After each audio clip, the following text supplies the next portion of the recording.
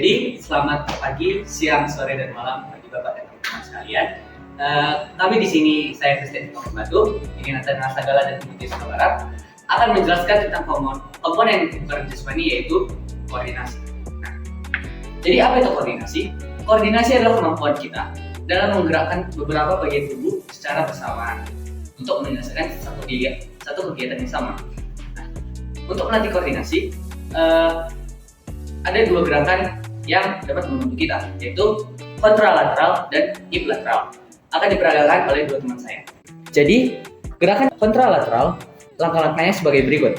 Angkat lengan kanan ke atas kepala, dan secara bersamaan angkat kaki kiri sebesar 90 derajat di pinggul.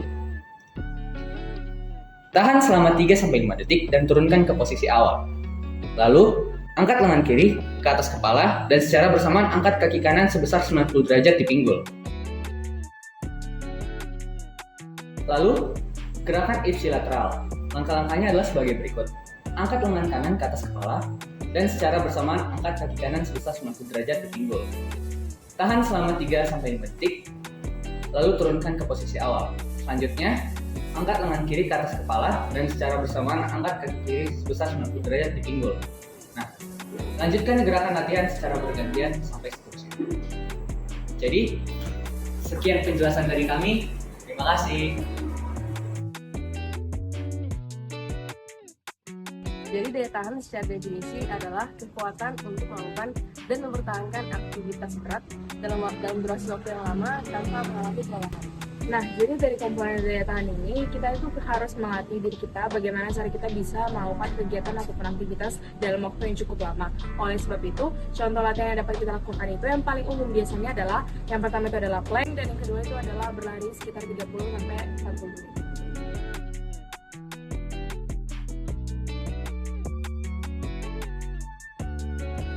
Jadi keseimbangan itu bisa dibagi menjadi dua, yaitu keseimbangan statis dan keseimbangan dinamis. Keseimbangan statis itu kondisi di mana tubuh itu dapat mempertahankan bentuknya ataupun kondisinya saat tidak bergerak. Kemudian keseimbangan dinamis itu adalah kemampuan tubuh untuk tidak jatuh saat bergerak. Adapun manfaat keseimbangan dalam kebugaran jasmani, yang pertama adalah meningkatkan gerak tubuh secara keseluruhan, yang kedua itu adalah mengurangi resiko jatuh, mengurangi cedera, serta meningkatkan kemampuan respon dan juga koordinasi tubuh, dan yang terakhir itu adalah menunjang kebugaran jasmani. Keseimbangan ini adalah kemampuan dari tubuh kita untuk dapat mempertahankan posisinya atau kondisinya saat melakukan suatu gerakan. Atau yang tertulis pada buku Physical Rehabilitation yang ditulis oleh O'Sullivan mengatakan bahwa keseimbangan itu merupakan kemampuan dari tubuh kita untuk mempertahankan pusat gravitasinya di atas suatu bidang tumpu, terutama saat dia berdiri dengan tegak. Contoh latihannya yaitu dengan berjalan menggunakan tumit dan jari-jari kaki, juga berdiri dengan satu kaki, dan banyak lagi. Jadi gelincahan adalah kemampuan seseorang untuk berpindah tempat dan berubah arahnya dari satu tempat ke satu tempat yang lain tanpa kehilangan keseimbangan dan sebagainya. Untuk melatih kelincahan, seseorang dapat melatihnya dengan 30% dari kemampuannya yang maksimal selama satu minggu. Untuk melatih kelincahan, seseorang dapat melakukannya untuk meningkatkannya dapat dilakukan dengan cara anti-tes atau lari angka 8 atau lari sebesar. Nah, sekarang kita akan masuk kepada komponen kekuatan otot dalam kebugaran jasmani.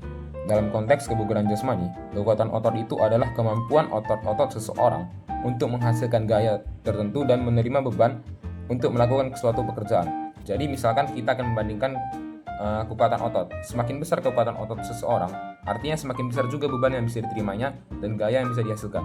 Misalkan orang yang memang sering nge-gym dan selalu nge-gym dan mempunyai otot yang besar, otot lengan yang besar, artinya beban yang bisa diterima oleh orang tersebut akan lebih besar ketimbang dengan orang yang tidak pernah nge-gym.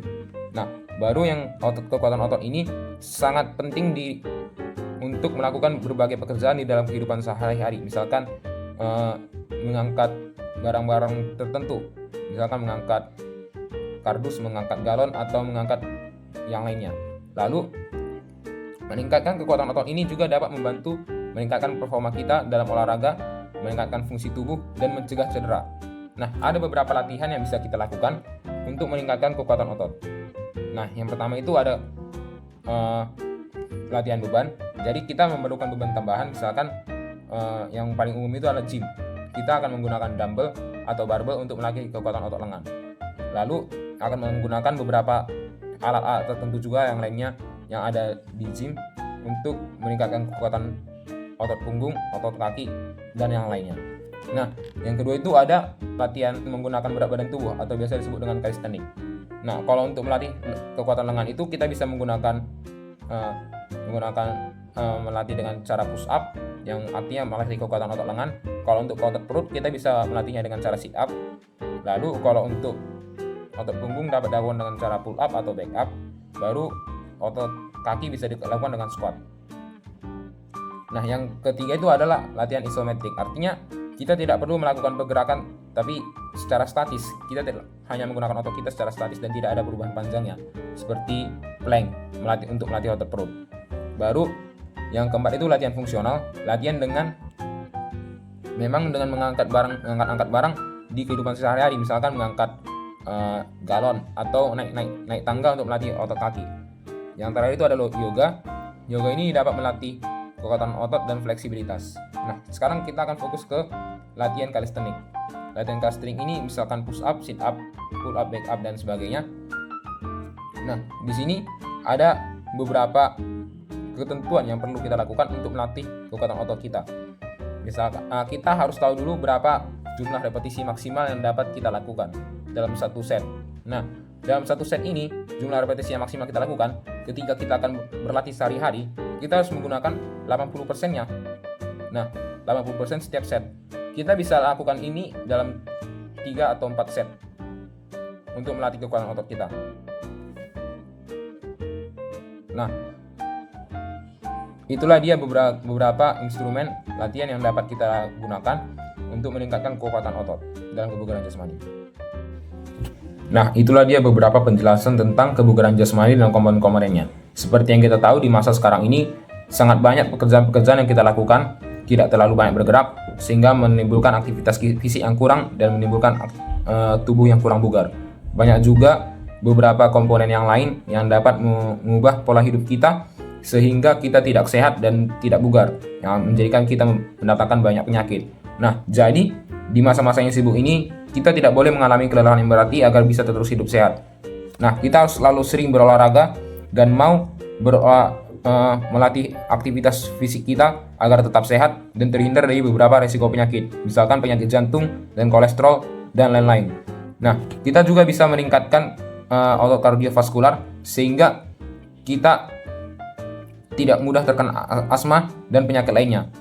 Nah, lalu di masa-masa sekarang ini sangat banyak manusia yang sibuk terhadap pekerjaannya. Jadi, mereka menjadikan pekerjaan yang sibuk itu sebagai alasan agar tidak berolahraga. Mindset yang benar itu adalah di masa-masa yang sibuk begitu, harusnya kita meluangkan waktu untuk berolahraga dan bisa tetap hidup sehat. Ayo kita selalu berolahraga agar tubuh kita menjadi bugar dan tidak mengalami kelelahan berarti dan terhindar dari beberapa risiko penyakit. Terima kasih.